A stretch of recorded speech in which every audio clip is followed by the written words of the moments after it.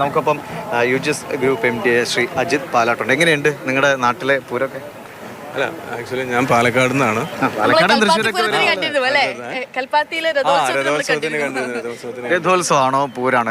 രണ്ടാണെങ്കിലും അല്ല, രണ്ടിൻ്റെയും വൈബ് രണ്ട് രീതിയിലാണല്ലോ. അത് രഥോത്സവം എന്ന് പറയുമ്പോൾ ഏകദേശം പാലക്കാടിൻ്റെ ഒരു ദേശീയ മീൻസ് ഒരു ഉത്സവമാണ്. ഇത് നമ്മുടെ കേരളത്തിൻ്റെ സാംസ്കാരിക ഉത്സവമാണ്, അല്ലെങ്കിൽ സാംസ്കാരിക തലസ്ഥാനത്ത് നടക്കുന്ന ഒരു ഉത്സവമാണ്. ഇപ്പോൾ തൃശ്ശൂർ പൂരം എന്ന് പറയുമ്പോൾ പൂരങ്ങളുടെ പൂരമാണ്. പിന്നെ ഒരുപാട് ചടങ്ങുകൾ, അതായത് ഇലഞ്ഞിത്തറ മേളം, മടത്തിൽ വരവ്, പിന്നെ കുടമാറ്റം, പിന്നെ വെടിക്കെട്ട്, അങ്ങനെ ഒരുപാട് കാര്യങ്ങൾ. ഇപ്പോൾ തെക്കേ ഗോപുരനാട് തുറന്ന് നെയ്തിലക്കാവിലെ അമ്മ പൂരം വിളംബരം മുതൽ അടുത്ത ദിവസം ഉപചാരം ചൊല്ലി പിരിയുന്നവരെയുള്ള ചടങ്ങുകൾ കൊണ്ട് തന്നെ വളരെയധികം പ്രസിദ്ധമായ ചടങ്ങ് കണ്ടിട്ടേ പോകണം. അങ്ങനെയാണ് പ്രതീക്ഷ. രഥോത്സവത്തിന് പ്രത്യേക ഡ്രസ്സൊക്കെ ഉണ്ടായിരുന്നു, കോസ്റ്റ്യൂമൊക്കെ. ഇത് പൂരം കോസ്റ്റ്യൂമാണോ? അങ്ങനെയൊന്നുമില്ല. ഓക്കെ, ഒരു പൂരം അല്ലെങ്കിൽ ഉത്സവങ്ങൾക്ക് വരുമ്പോൾ അതിൻ്റെതായ രീതിയിൽ വരിക എന്നുള്ളതിൽ അത്രേ ഉള്ളൂ. ശരി, സന്തോഷം. അപ്പോൾ കാണാൻ നമുക്ക് ഗംഭീരമാട്ടെ പൂരം. ആശംസകൾ നേരുന്നു. സന്തോഷം.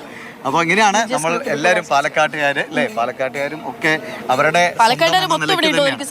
പിന്നെ ഒരുപാട് പേര് പാലക്കാട് തൃശ്ശൂർ എന്നൊക്കെ പറഞ്ഞ ഏകദേശം ഒരു രീതിയിലേക്ക് തന്നെ വലിയ സന്തോഷത്തോടെ ഒരുമിച്ച് കഴിയുന്ന ആളുകളാണ്. ഭാഷയ്ക്കൊക്കെ വലിയ വ്യത്യാസം ഉണ്ട് കേട്ടോ, എങ്കിൽ പോലും.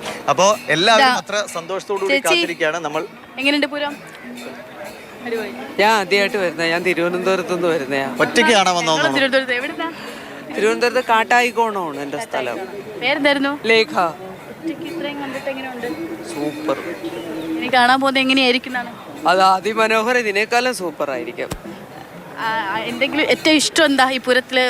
ഓരോന്നുണ്ടാവുമല്ലോ, മേളാണോ, കുടമാറ്റാണോ, വെടിക്കെട്ടാണോ, ഇനി ആനകളാണോ? വെടിക്കെട്ട്. അപ്പൊ അത് കണ്ടിട്ടേ പോകും? അത്രേ ഉള്ളൂ. 8-ാം തീയതി കാലത്ത് പോകാനാണ് തീരുമാനം. ഒറ്റയ്ക്കാണ് വൈബ്? അതെ, ഞാൻ മുൻ കഴക്കൂട്ടം പഞ്ചായത്ത് മെമ്പറുമായിരുന്നു.